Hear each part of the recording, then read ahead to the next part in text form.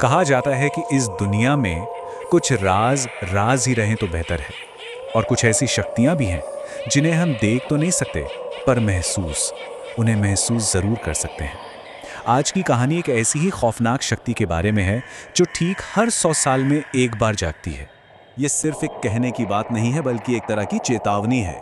एक ऐसी चेतावनी जो उन अनदेखी ताकतों की तरफ इशारा करती है जो हमारे आसपास ही मौजूद हैं और बस सही वक्त का इंतजार कर रही हैं। जी हाँ, एक ऐसी शक्ति जिसका एक पूरा साइकिल है, एक तय समय है। हर सदी में बस एक बार ये जागती है और अपने साथ लाती है सिर्फ तबाही। तो चलिए इस कहानी की गहराइयों में उतरते हैं। हमारी कहानी के जो मेन कैरेक्टर्स हैं वो हैं रिहान और नेहा। दोनों ही राइटर्स थे और मुंबई की भागदौड़ भरी जिंदगी से तंग आ चुके थे, तो उन्होंने शहर से दूर महाराष्ट्र के एक छोटे से गांव में एक पुरानी हवेली खरीद ली, एक शांत जिंदगी की उम्मीद में। उन्होंने सोचा था कि ये हवेली उनके सपनों का घर बनेगी। थी तो पुरानी, लेकिन बहुत ही खूबसूरत और सस्ती भी मिल गई थी, क्योंकि उसके मालिक की मौत हो चुकी थी। पर उन्हें क्या पता था कि उस हवेली की दीवारों में एक ऐसा राज दफन है जो उनकी जिंदगी की शांति को हमेशा हमेशा के लिए छीन लेगा। एक दिन की बात है, रेहान को बेसमेंट से एक अजीब सी आवाज आई। जब वो वहां गया तो देखा एक पुरानी रॉकिंग चेयर अपने आप हिल रही थी और बार बार एक बड़े जंग लगे संदूक से टकरा रही थी। रेहान ने ताला तोड़ा और जो उससे अंदर मिला उसी ने हर चीज की शुरुआत कर दी। संदूक के अंदर एक लाल कपड़े में लिपटी हुई गुड़िया थी, जिसकी आंखें एकदम सफेद और शरीर काला था। उसके नीचे कुछ फटे हुए पन्ने थे जिन पर यह चेतावनी लिखी थी। लेकिन रियान खुद को रोक नहीं पाया। वो उस गुड़िया समेत पूरे संदूक को ऊपर अपने स्टडी रूम में ले आया, और ये उसकी सबसे बड़ी गलती थी, क्योंकि उस गुड़िया के साथ रिहान ने अनजाने में एक खौफनाक साए को भी उस संदूक से आजाद कर दिया था। जो घर कल तक शांति का प्रतीक लग रहा था, अब वो डर का अड्डा बन चुका था। हवेली का पूरा माहौल ही बदल गया। अब हर रात रिहान को दर्द में किसी के चीखने की आवाजें सुनाई देती। एक दिन तो उसके स्टडी रूम की सारी लाइटें एक एक करके अपने आप फट गईं। घर के बाहर एक काली बिल्ली बेरहमी से मरी हुई पाई गई। बेसमेंट की वो रॉकिंग चेयर तो जैसे रुकने का नाम ही नहीं ले रही थी। और सबसे डरावनी चीज थी अंधेरे में दिखने वाले मरे हुए लोगों के चेहरे। इन सब घटनाओं ने रिहान को अंदर से तोड़ दिया था और वो बस उस गुड़िया और किताब के राज को सुलझाने में ही लगा रहता।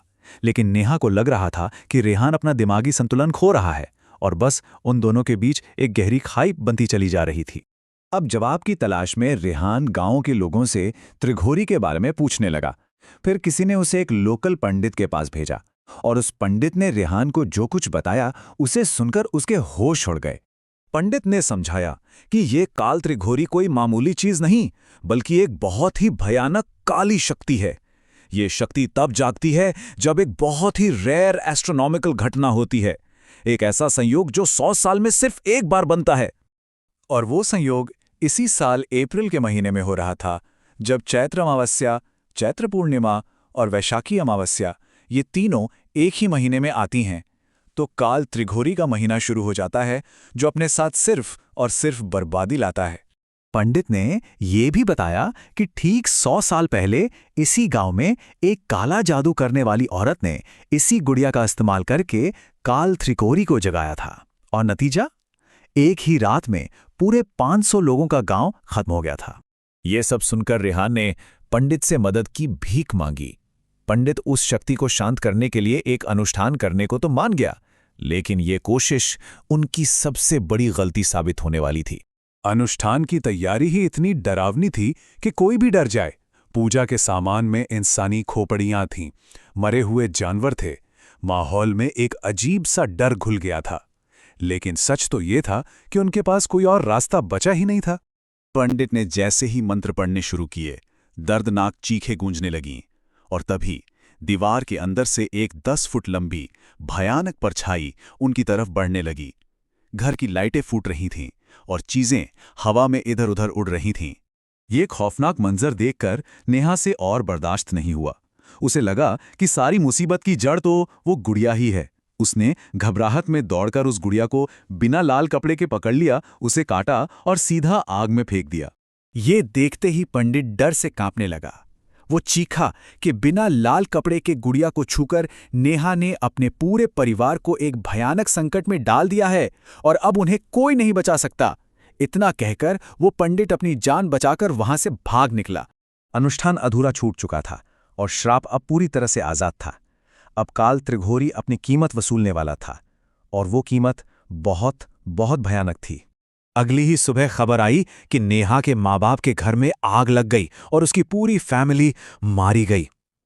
उसके बाद वो पंडित भी जंगल में मरा हुआ मिला और सबसे खौफनाक बात तो तब हुई जब रेहान वापस उस संदूक के पास गया। उसने देखा कि वो गुड़िया जिसे नेहा ने जला दिया था अब फिर से वैसी की वैसी जुड़ चुकी थी और उसे ही घूर रही थी।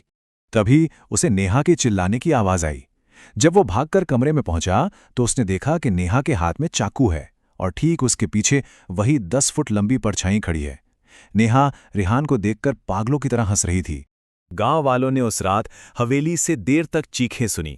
जब सुबह मदद के लिए लोग पहुंचे तो हवेली का दरवाजा खुला था और अंदर का नजारा दिल दहला देने वाला था। पूरी हवेली की दीवारों पर खून से काल त्रिघोरी लिखा हुआ था। रेहान और नेहा की लाशें बेसमेंट पे पड़ी थीं। पुलिस को रेहान की एक डायरी मिली जिसमें उसने ये सब कुछ लिखा था, लेकिन पुलिस को पूरे घर में 2 चीजें कहीं नहीं मिली, वो पुराना संदूक और वो गुड़िया। वो दोनों चीजें ऐसे गायब हो गईं जैसे कभी थी ही नहीं। ये कहानी यही खत्म हो जाती है, पर एक सवाल छोड़ जाती है। सबसे बड़ा सवाल ये है कि जब 100 साल बाद ये चक्र फिर से पूरा होगा, तब वो गुड़िया और वो संदूक किसके हाथ लगेंगे?